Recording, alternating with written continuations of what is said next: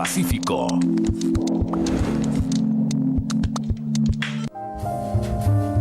La Gobernación del Valle del Cauca y la Secretaría de Cultura Departamental presentan Omar Rayo, Vida y Obra.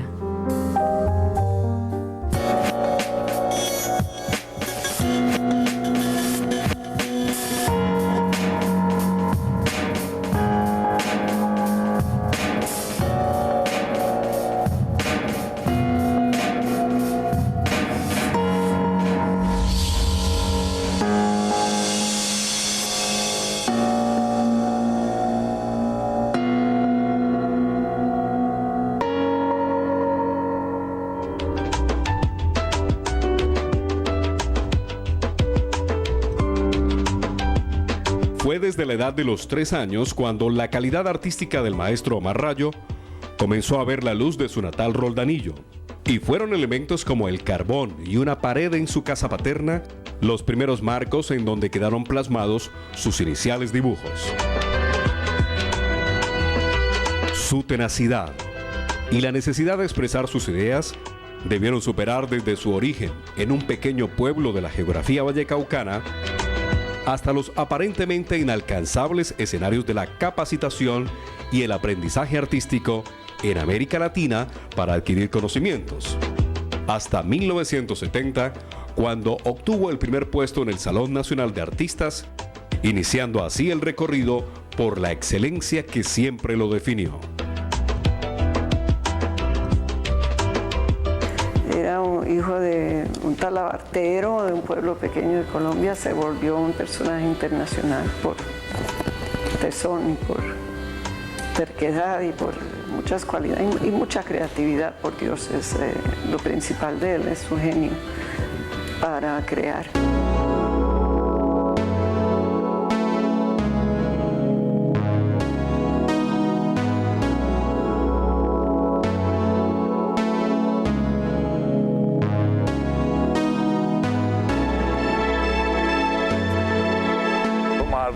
Pasó por la talabartería, él le ayudó un tiempo a mi papá. Omar en ocasiones se le perdía a mi padre y se metía debajo de las mesas. ¿Y dónde está Omar? Véalo. Haciendo dibujitos ya. Cuando mi papá lo sorprendía, le decía, ponete a hacer muñecos que de eso vas a vivir. Y era a veces muy necio, muy difícil, muy regañón, muy terco, etc.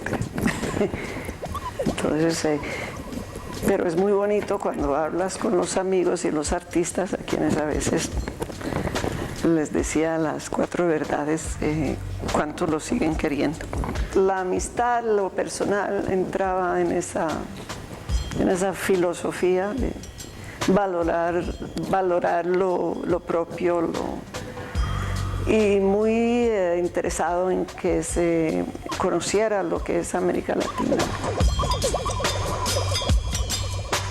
Comida colombiana le gustaba, pero también le llegó a gustar mucho el sushi y alguna vez fuimos juntos a un restaurante japonés y comió el sushi y le gustó mucho.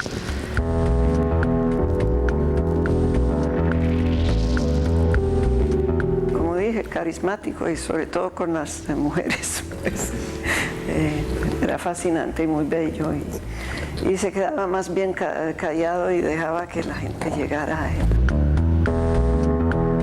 El roce de su mano, eso lo recuerdo mucho como algo sensorial.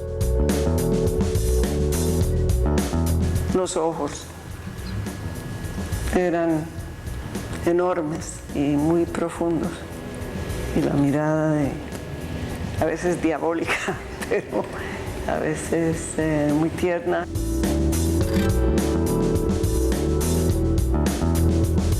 Viajamos bastante juntos y estando en Japón, en el Jardín Zen, en Kioto, de pronto estar juntos ahí mirando eso y compartiendo la admiración por esa cultura. Un momento en la Alhambra después de un concierto. Tengo muchos recuerdos de de haber compartido esas vivencias completas que tenían mucho que ver con el arte. Aquí tengo los bastones, que no son de los mejores recuerdos, pero tengo muchas cosas, pues la silla nunca la voy a botar, cualquiera de los cuadros, los admiro mucho.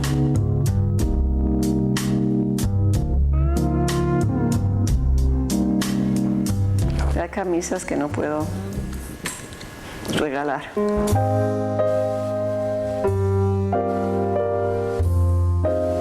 El mejor recuerdo que tengo de mi papá era cuando yo era chiquita e iba al estudio junto con él caminando las 10 cuadras del apartamento de Nueva York a su estudio y pintábamos juntos lado a lado en su estudio. Con música clásica o con salsa o simplemente en silencio, los dos pintando de los mismos tubos de pintura que él tenía afuera. Chiquita, tenía como 8 años, 10 años más o menos. La frase que siempre se ha quedado en mí y siempre lo repetía era disciplina, disciplina, disciplina. Es lo más importante que hay que hacer, tener disciplina.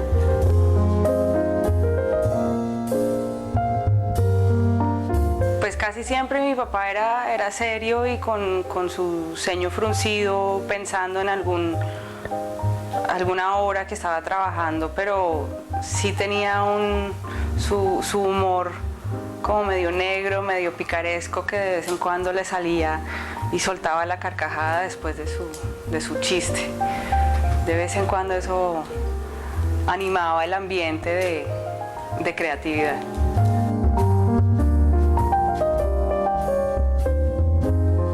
Lo recuerdo como un hermano maestro para mí, a pesar de su genio, a pesar de su manera de ser. Inclusive la gente me decía a mí, ¿por qué si es tu hermano le decís maestro? Pues no, para mí es el maestro.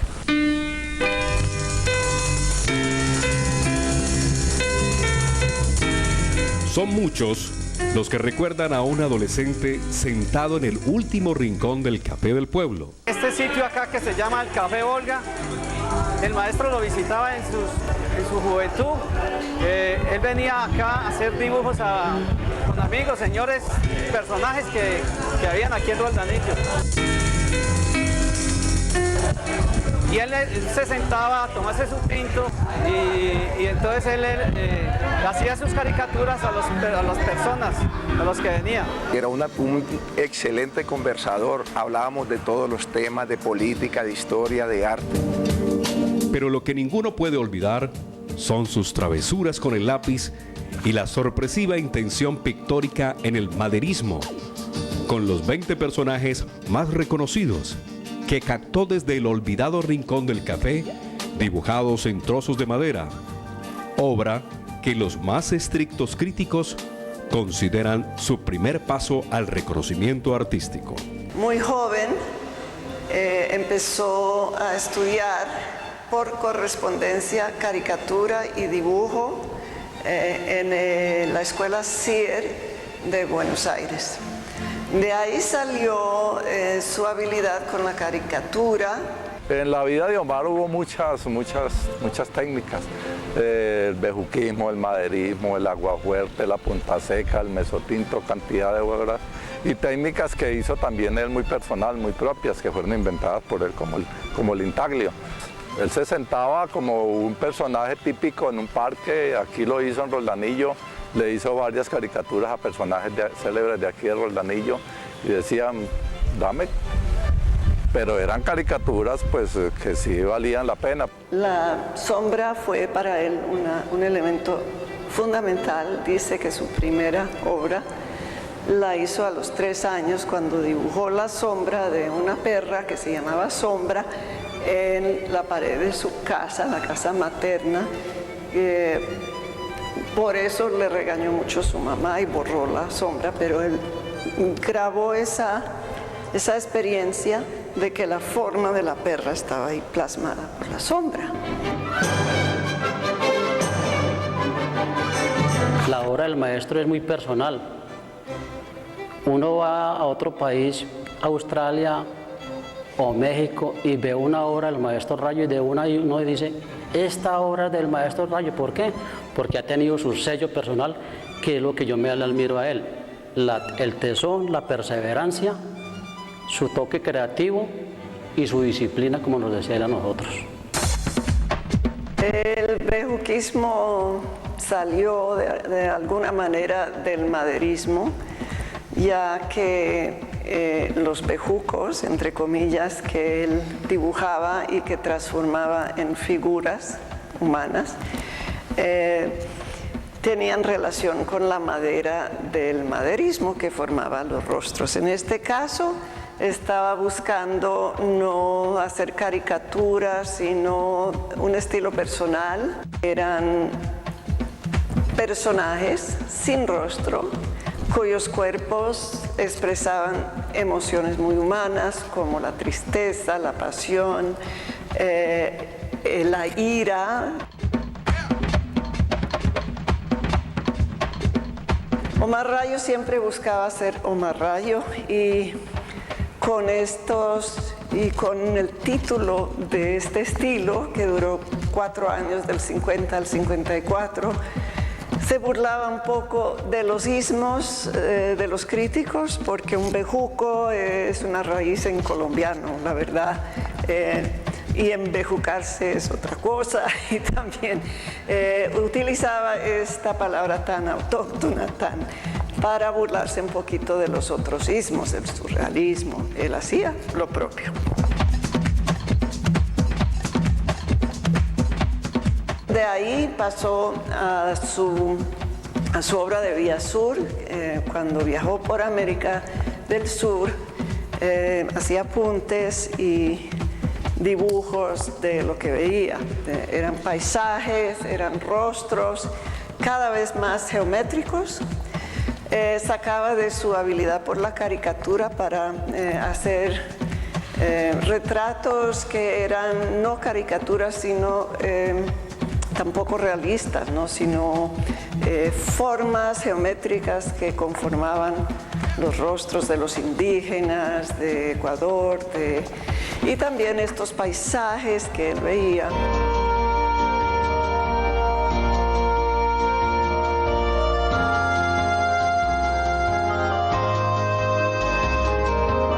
Su estilo se volvió cada vez más abstracto, y ya con el contacto de la generación de la ruptura en México, después de su viaje por Sudamérica, viajó a México a estudiar muralismo y grabado.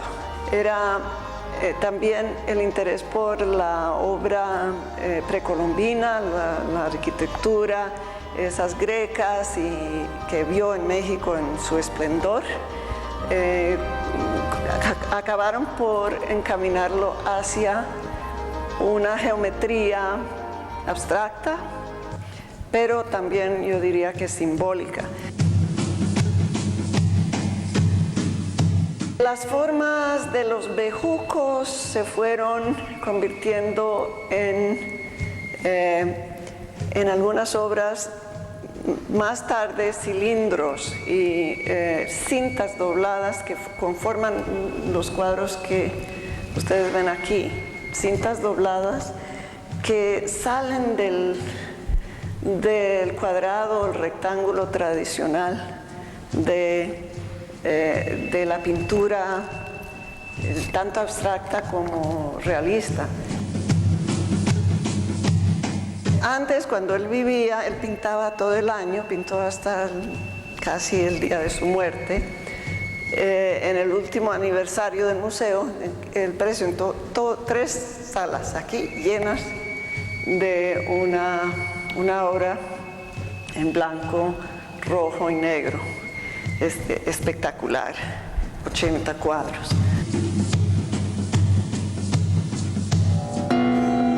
Una preparación exhaustiva, con ideas que rondaban en su cabeza y que luego plasmaba en papel cuadriculado, elaborando los primeros bocetos. La constante repetición en busca de la satisfacción y una técnica que partía de la punta del lápiz, siguiendo con la repetición del marcador. para finalmente aplicar el color en papeles que celosamente guardaba. Dan una somera imagen de la disciplina en busca de perfeccionar la técnica propia y novedosa que no tienen igual en el mundo artístico. Siempre, desde muy pequeño, ya empezó a mostrar una disciplina bastante elegante, porque él decía de que a pesar de estar muy niño, pues se hacen las cosas bien o no se hacen. Construía los rostros de sus sujetos, de las personas a quien caricaturizaba con tablones de madera. Y estas las dibujaba, ¿no? Estos los dibujaba y los ponía en orden para que se parecieran a Gabriela Mistral o a los colegas de aquí de Roldanillo. Construía estas caras y entonces era una especie de geometría temprana y tuvo mucho éxito hasta el punto en que hacía las portadas de la revista Semana. Y por eso estaba en Bogotá en el momento del Bogotazo, cuando había un congreso internacional y había caricaturizado varios personajes de ese congreso. Esa forma de pensar muy creativamente es la forma como la creatividad estructurada, diría yo.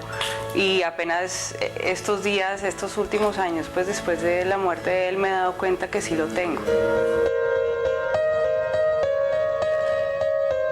Roldanillo se ha dividido en dos a través de la obra del Maestro Rayo y del Museo Rayo.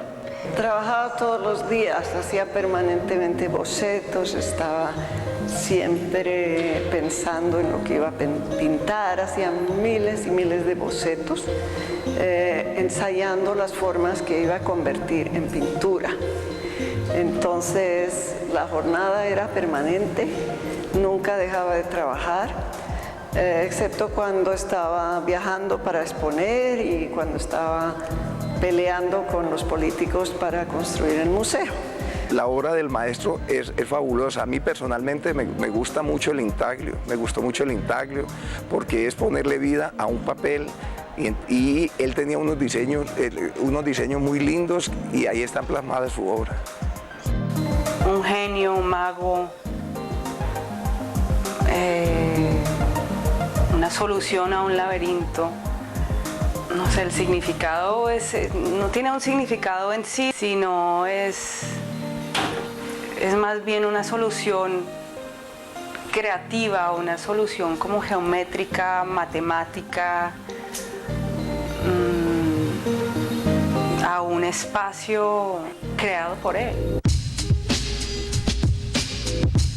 Una de las obras más controvertidas del maestro Rayo fue el museo, que construyó desde finales de la década de los 60, que culminó en 1981 y que impulsó en su pueblo natal, el Museo Rayo. El museo es Roldanillo, la verdad. ¿Cuántas veces vuelve una persona con un proyecto de esta envergadura y de esta importancia y se entrega a ello? No, eso es.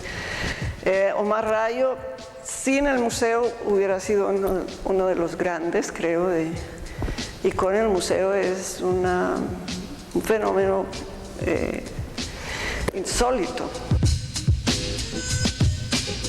Al comienzo, muy pocos fueron los que dimensionaron en toda su significación la importancia y los objetivos del maestro con esta su obra predilecta. Ganó una bienal, un premio importante en una bienal. Entonces volvió a su pueblo, todo el mundo lo felicitó y los ediles en ese momento dijeron: necesitamos aquí una casa de la cultura con tu nombre, algo así. Entonces él reaccionó como siempre, pensando en grande, y le donaron el terreno y él decidió: bueno, no voy a hacer una casa de la cultura, que eso se politiza, voy a hacer un museo. Y entonces se construyó el museo entre el año 1976, que se puso la primera piedra, y el año 1981. Una obra que, como todas las suyas, fue el resultado de su trabajo incansable, de su amor por sus principios y de su tenacidad. Hoy, gracias al Museo Rayo, Roldanillo figura en su sitial importante en el mapa artístico mundial. Era un hombre de mucha energía, mucho carisma, y se puede decir que él realmente hizo realidad el museo en una situación que otros hubieran visto imposible. Entonces hacía de todo, diseñaba exposiciones, conseguía los fondos, era amigo de todos los artistas. Esta otra obra de arte que se en el museo. Y como ustedes vieron, exteriormente están las paredes horribles. Sí. Y esta es totalmente vertical. ¿Esto qué quiere decir? Que tiene una función, la pared externa, que es la de rechazo. Convirtió el museo en los primeros años y un poco antes de la construcción en un centro para la creación de obra gráfica. Aquí expusieron y vinieron a dar talleres los grandes artistas de América Latina que hacían obra gráfica, que hacían grabado, dibujo. Y tenemos una colección significativa de obra, creo que mayor de la que tiene la Tertulia, si no me equivoco, de obra gráfica de artistas latinoamericanos, todos. El Museo del Intaglio en que estamos en este momento es un lugar muy importante para mí.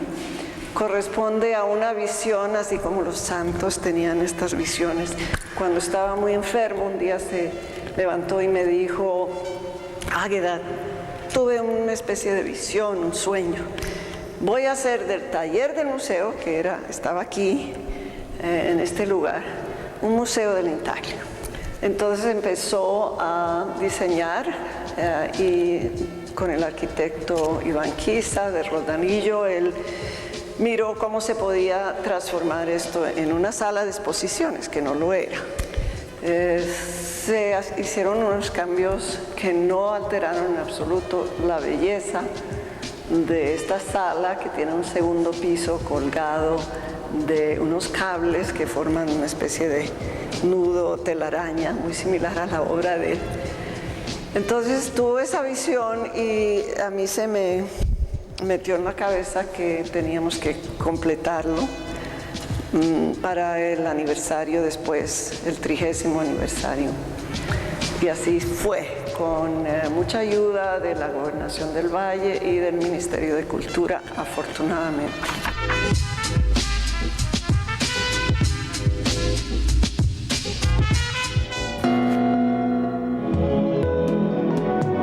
El Museo Rayo es mucho más que un lugar para mostrar obras artísticas de reconocidos artistas de la plástica nacional e internacional. Aunque aquí funcionan diferentes módulos y exposiciones permanentes, parte de la colección personal del maestro, además de biblioteca y el taller de artes gráficas y el teatro con capacidad para 150 personas, su verdadera importancia se observa en la labor social y educativa que cumple con las nuevas generaciones locales, nacionales y hasta de otros países que llegan aquí en busca del conocimiento y el perfeccionamiento. Queremos devolverles todo lo que nos han dado con proyectos como el taller de ballet que tenemos para los niños de la región, pero principalmente de Roldanillo. Son hasta ahora solo niñas, pero aspiramos a que los niños también entiendan que el ballet es una profesión digna. Entonces, esos talleres retribuyen un poco el apoyo que nos han dado. Se manejan diferentes talleres. En mi caso, pues manejo los talleres de pintura y dibujo para niños. Se manejan también talleres de intaglio. talleres de ballet, o sea que el museo está abierto para los nuevos niños y las nuevas juventudes para que vayan aprendiendo algo sobre el arte.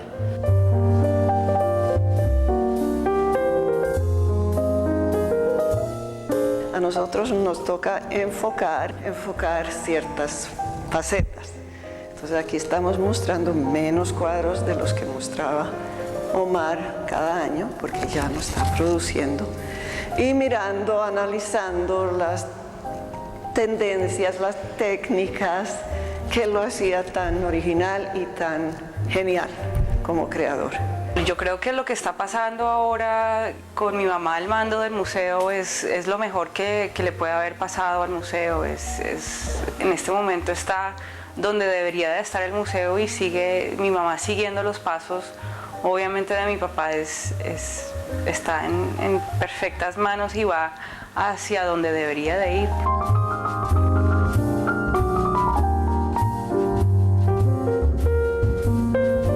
Estamos entrando en una etapa nuevamente con esta administración en que vemos muchas posibilidades de colaboración y de apoyo. Te ha interesado muchísimo en nosotros.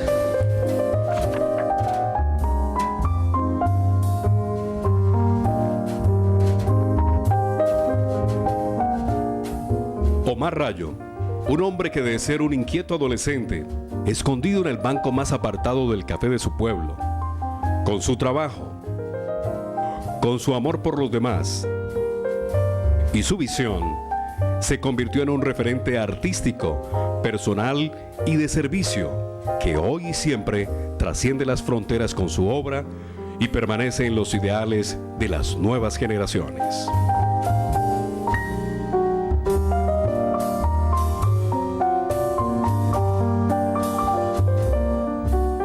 La Gobernación del Valle del Cauca y la Secretaría de Cultura Departamental presentaron Omar Rayo, Vida y Obra.